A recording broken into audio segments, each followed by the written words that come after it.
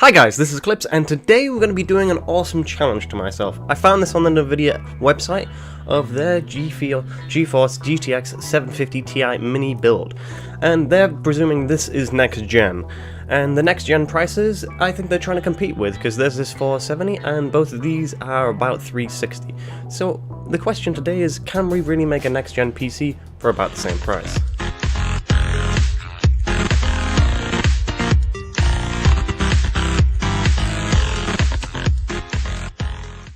Now, a next-gen PC, people are having this idea that next-gen PCs have to be extremely expensive, whereas they don't. They really don't have to be that expensive, and hopefully, by the end of this episode, I will have showed you guys a PC that is worthy to be a next-gen contender, but not as ridiculous price as some of the next-gen PCs that you would have seen. But we have rules today.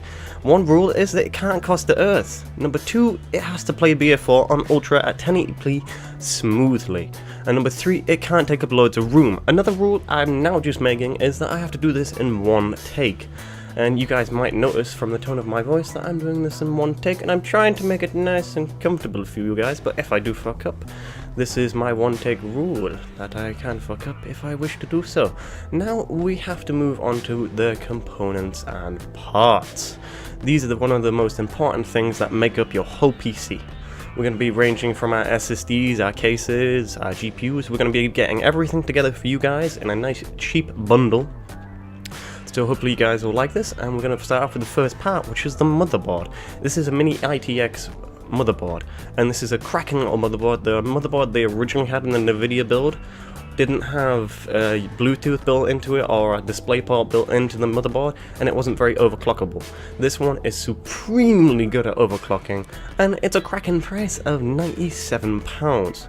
So hopefully you guys like my first choice and my first part for this build. We're going to be moving on to part 2, which is our CPU. This is an Intel Core i5. They had an Intel Core i3 in theirs, which was only a dual core, whereas this one I'm showing you guys is a quad core, and it runs at 3.1 GHz, which is supreme. For the minimum requirement of most games nowadays, you have to have a quad core, so the dual core really wouldn't have cut it in most games, especially if you're looking to play in the recent upcoming game that is Star Citizen, which is going to be awesome, and you guys should so check it out. Might be doing a video about it later, and that comes out at £131. Part 3 is our RAM. This is cracking little Corsair memory RAM, and it runs at 33 megahertz, and it's in dual channel, which is perfect for our motherboard, and it comes in at £69, which is really cracking. You could go for more expensive, more memory if you want that, but we're starting with that for the RAM.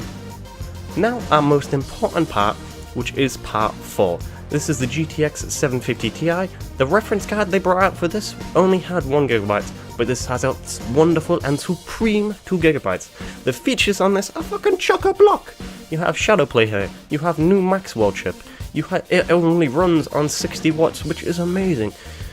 And Shadowplay is what I use for most of my recording, that you guys will see. It allows you to record at 1080p with no effect to your frames per second whatsoever, which is, pardon me, awesome.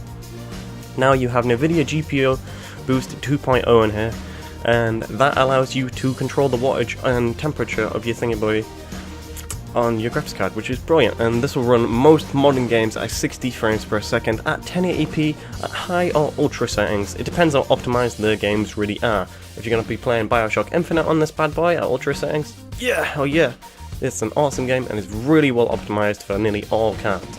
Now moving on to one of the most important parts besides your GPU, your PSU. Guys, don't skimp on this part, and that's why I've chosen a really good PSU, and this is the Corsair. It's priced at only £35, and this is a modular design, and it'll be perfect for fitting in our case. And this is a full-sized power supply, but it can fit comfortably within our side of our case, because our case is awesome, as you guys are going to see later on. But this runs at a wonderful 80% efficiency as well, keeping your price bills down. Now we've gone with a Seagate 1TB solid state hybrid drive, so that means part of the hard drive is actually an SSD. That's to quicken up all of your loading times, and it's a massive storage of 1TB. Most gaming PC people aren't going to keep all of the games at the same time. You'll uninstall one, you'll reinstall one, it depends what your favorites are at the time. and I think 1 terabyte is pretty awesome. If you guys want to slap a SSD on there to make your operating system go in there, it'll make the PC much quicker. We're moving on to part 7, which is our Corsair one, which is an awesome little piece of kit. And this fits all of your full-size components in it. It's got a 1 panel on the top if you guys want to have a sneak peek inside of your case. And this can actually fit a full H100 in the side, as you'll see on the top right picture. It even fits in full graphics card. And look at that massive fan. You can even get a bigger fan than it originally has on the front of it. That is a cracking little price. And here's our total. This is a motherboard of £79, a CPU of £131, and really I've already told you guys all the prices of this, and it rounds up to £576. So from the original build that Nvidia made of £470, I can say I've done my challenge really, of doing this video in one shot and making an awesome PC, and it's met all of our rules. I hope you guys have enjoyed today's show. Bye bye!